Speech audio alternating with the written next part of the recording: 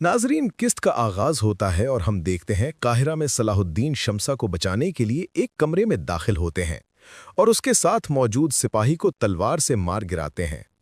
शमसा कहती है कि उसे उम्मीद थी वो जरूर आएंगे। सलाहुद्दीन के पूछने पर शमसा बताती है कि वो ठीक है, मगर लैला को क्या मुंह दिखाएगी। सलाहुद्दीन उसे खलील के साथ महफूज जगह भेजकर खुद अपने साथियों के पास चलने जाते हैं। सलाहुद्दीन को आता देखकर जातलून अपने साथियों समेत वहां से भाग निकलता है। सलाहुद्दीन बैलन से कहते हैं कि अब उसने जान लिया है, इमारले ने जातलून को उसे बचाने के लिए नहीं बल्कि मारने के लिए भेजा था। सलाहुद्दीन और बैलन उसका पीछा करने लगते हैं।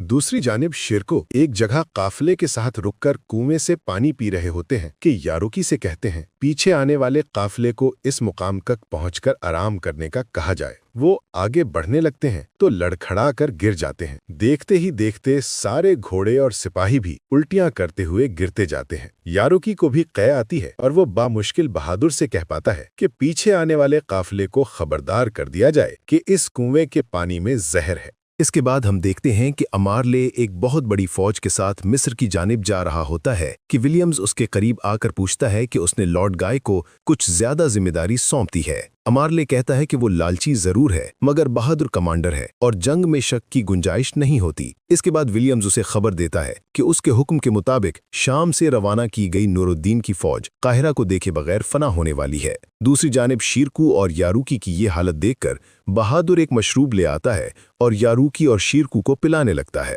सब सिपाहियों को भी वो मशरूब पिलाया जाता है ताकि कै करने में आसानी हो, लेकिन उनकी हालत बिगड़ती जाती है।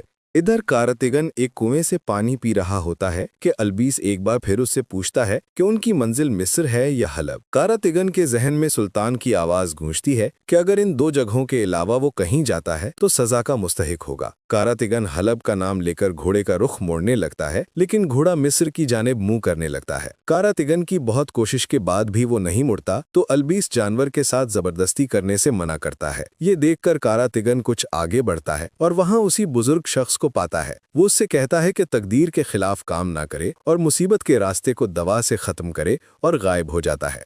दूसरी जानिब जातलियोन का पीछा करते हुए सलाहुद्दीन और बालन अपने घोड़े रोक देते हैं क्योंकि वो अपने सामने ना खत्म होने वाली सलीबियों की एक फौज देखते हैं। जातलियोन भी उनके साथ शामिल हो जाता है। अमारले अपने सामने चंद सिपाही देखकर कहता है कि वो बेकार इतनी बड़ी फौज लाया और दूसरी तरफ बालन सलाहुद्दीन से कहता है कि सलाहुद्दीन बुरी तरह फंस चुके हैं, अब उन्हें हार मान लेनी चाहिए। बालिन ये समझता है कि सलाहुद्दीन अब उसकी गर्दन पर तलवार तानकर अपनी जान बचाएंगे, मगर सलाहुद्दीन बालिन को अपनी सफ में शामिल होने का कहते हैं। बालिन ये सुनकर हैरान रह जाता है।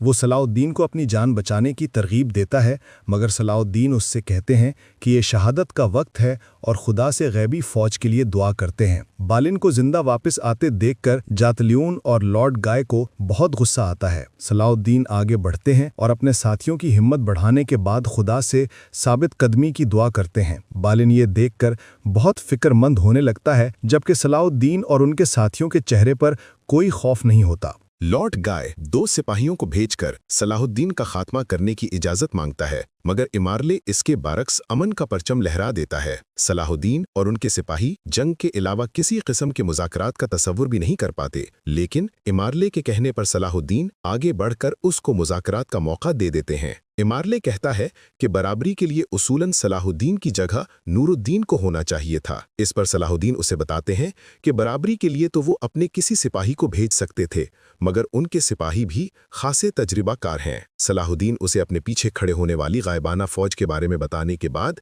इमारले की फौज को मुर्दा और बुज़दिल के अलक़ाबात देते हैं। इस पर इमारले सलाहुद्दीन को मुसलमानों की जंगी आदत यानी मुबारजे के लिए ललकारता है और वहां से चला जाता है।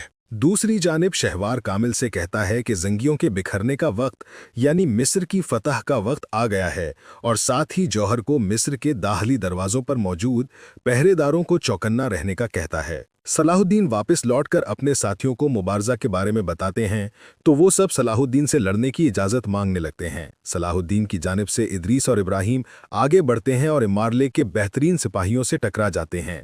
थोड़ी ही मेहनत के बाद इदरीस और इब्राहिम काफिरों को छलनी कर देते हैं। इसके बाद सलीबियों के दो और बेहतरीन सिपाही मैदान में आते हैं और उनके मुकाबिल इत्सीज और उर्फा पूरे जोश से मैदान में आते दिखाई देते हैं। टक्कर के एक मुकाबले के बाद इत्सीज और उर्फा उन दोनों मगरूर सिपाहियों को मौत की घाट उतार देते हैं। ये देखकर इमारले बालिन को भेजता है। बिजोक बालिन से लड़ने के लिए आगे बढ़ने लगता है, मगर सलाहुद्दीन उसको रोक देते हैं। सलाहुद्दीन खुद उसके मुकाबिल जाते हैं तो बालिन उनसे पूछता है, ऐसा कब तक रहेगा? सलाहुद्दीन उसे कहते हैं कि जब तक वो एक सफ में नहीं शामिल हो जाते तब तक ये जंग जारी रहेगी। इधर नूरुद्दीन जंग के लिए तैयार खड़े होते हैं कि मौदूद उन्हें फौज की तैयारी का बताता है। उमर मुल्ला से दुआ की दरख्वास्त के बाद नूरुद्दीन रवाना हो जाते हैं। दूसरी जानिब सलाहुद्दीन और बालिन अपनी तलवारें निकालते ही हैं कि उन्हें एक जोरदार आवाज सुनाई देती है। पीछे मुड़कर देखने पर वो पहाड़ से आते एक बहुत बड़े मुसलमानों के लश्कर को देखते हैं। ये देखकर सलाहुद्दीन के साथी खुशी से खिलखिला उठते हैं,